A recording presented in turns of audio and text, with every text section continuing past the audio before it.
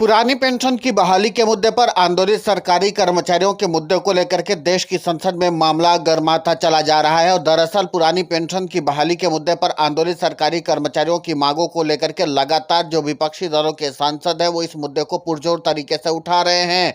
और जिसके नाते से प्रधानमंत्री नरेंद्र मोदी की मुश्किलें लगातार बढ़ती चली जा रही हैं।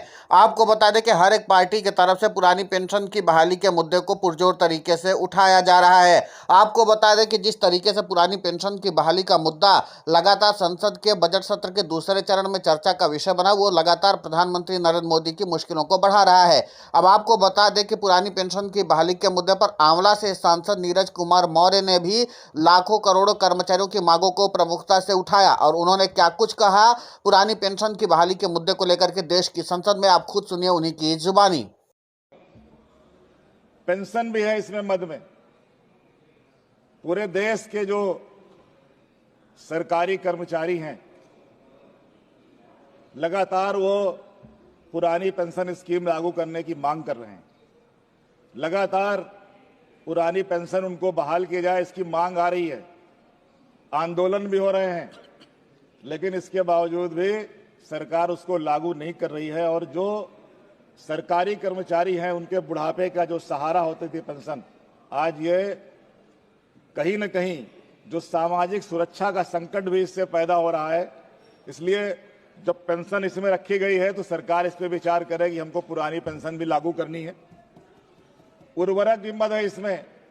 अभी जब गेहूं की बुवाई हो रही थी तो आपने सुना आंवला से सांसद नीरज मौर्य ने जिस तरीके से पुरानी पेंशन की बहाली के मुद्दे को उठाया और जिस तरीके से सरकारी कर्मचारियों का पक्ष रखा, उसके बाद सरकारी कर्मचारियों के अंदर एक विश्वास जगा है। लेकिन सिर्फ पुरानी पेंशन की बहाली के मुद्दे पर वो बात करने वाले सिर्फ आंवला से सांसद नीरज मौर्य ही बस नहीं है, बल्कि और भी सांसद हैं जो पुरानी पेंशन की बहाली के मुद्दे पर देश की संसद में लगातार पुरानी पेंशन की बहाली के मुद्दे को उठा रहे हैं। आपको बता दें कि यूपी के कौशाम्बी से सांसद जो है पुष्पेंद्र सरोज ने भी, जो समाजवादी पार्टी के सांसद हैं, उन्होंने भी पुरानी पेंशन की बहाली के मुद्दे को पुरजोर तरीके से उठाया है। अब उन्होंने भी पुरानी पेंशन की बहाली के मुद्दे को लेकर के देश की संसद में क्या कुछ कहा है, आप खुद सुन लीजिए उन्हीं की जुबानी। धन्यवाद अध्यक्ष महोदय। माननीय अध्यक्ष जी, मैं आज इस सदन के माध्यम से देश के लाखों कर्मचारियों, अर्धसैनिक बलों, CRPF, BSF, ITBP, CISF, SSB, Assam rifles एवं रेलवे कर्मचारियों, शिक्षक, स्वास्थ्य कर्मी, सरकारी और सार्वजनिक क्षेत्रों में कर्मचारियों की एक महत्वपूर्ण मांग उठाने के लिए यहाँ पे खड़ा हूँ। पुरानी पेंशन योजना ओपीएस कर्मचारियों की लाइफ टाइम फाइनेंशियल सिक्योरिटी प्रदान करती थी, जिससे सेवा के बाद सम्मानपूर्वक जीवन व्यतीत कर सकते थे। लेकिन नई पेंशन योजना लागू करने से कर्मचारियों के भविष्य में कोई सुरक्षा नहीं बची। सर, मेरी मांग है इस सदन के माध्यम से कि पुरानी पेंशन योजना ओपीएस को तुरंत बहाल किया जाए। इसमें अर्धसैनिक बलों, रेलवे, शिक्षक, स्वास्थ्य कर्मी और सभी सरकारी कर्मचारियों को शामिल किया जाए। यूपीएस को तुरंत वापस लिया जाए।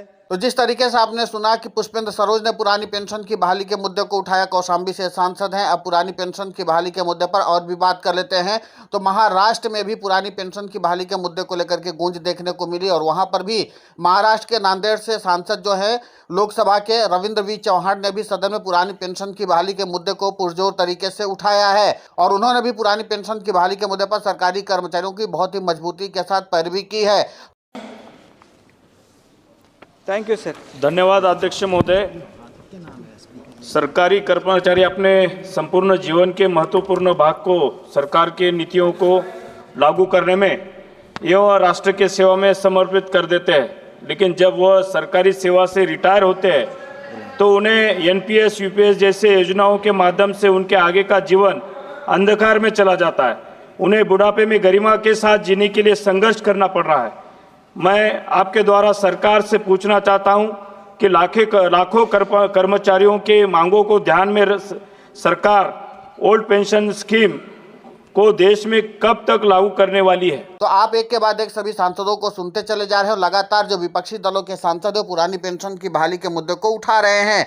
अब ऐसे में देखना दिलचस्प होगा कि जिस तरीके से लगातार पुरानी पेंशन की बहाली के मुद्दे पर विपक्षी दलों के जो सांसद हैं वो पुरानी पेंशन की बहाली के मुद्दे पर लगातार एक के बाद एक इस मुद्दे को उठा रहे हैं। और इसके बाद माना जा रहा है कि लगभग 3 दर्जन सांसद जो है विपक्षी दलों के, वो पुरानी पेंशन की बहाली के मुद्दे पर केंद्र की नरेंद्र मोदी सरकार को घेरेंगे। लेकिन इसके पीछे पीछे की रणनीति समझ लीजिए। सरकारी कर्मचारी पुरानी पेंशन की बहाली के मुद्दे पर जितनी व्यापकता के साथ आंदोलित हैं, सरकारी कर्मचारियों के बाद भली भांति पता है कि अगर देश की संसद में लगातार पुरानी पेंशन की बहाली का मुद्दा उठता रहेगा तो जाहिर सी बात है कि इसकी चर्चा राष्ट्रीय स्तर पर होगी, और राष्ट्रीय स्तर पर चर्चा होने का मतलब है कि सरकारी कर्मचारी 1 अप्रैल 2025 के बाद से जब यूनिफाइड पेंशन स्कीम लागू होगी तो सीधे सीधे जमीन पर उतरकर जंगी प्रदर्शन करेंगे। तो एक तरफ संसद में पुरानी पेंशन की बहाली के मुद्दे पर हंगामा हो रहा होगा, दूसरी तरफ सरकारी कर्मचारी सड़क पर लगातार जंगी प्रदर्शन करेंगे, जिसके नाते से केंद्र की मोदी सरकार की मुश्किलें और भी ज्यादा बढ़ेंगी। अब देखना दिलचस्प होगा कि इन सब कवायदों में सरकारी कर्मचारियों को कितनी सफलता मिलती है। फिलहाल इस पूरे घटनाक्रम को लेकर के आपकी प्रतिक्रिया बहुत महत्वपूर्ण होती है, आप हमें कमेंट करके जरूर बताएं। साथ ही पुरानी पेंशन की बहाली के मुद्दे पर हम लगातार आंदोलित होकर के खबरें चला रहे हैं। आप हमारे समर्थन के लिए चैनल को सब्सक्राइब करें, खबर को ज़्यादा से ज़्यादा शेयर करें ताकि पुरानी पेंशन की बहाली का मुद्दा और बुलंद हो।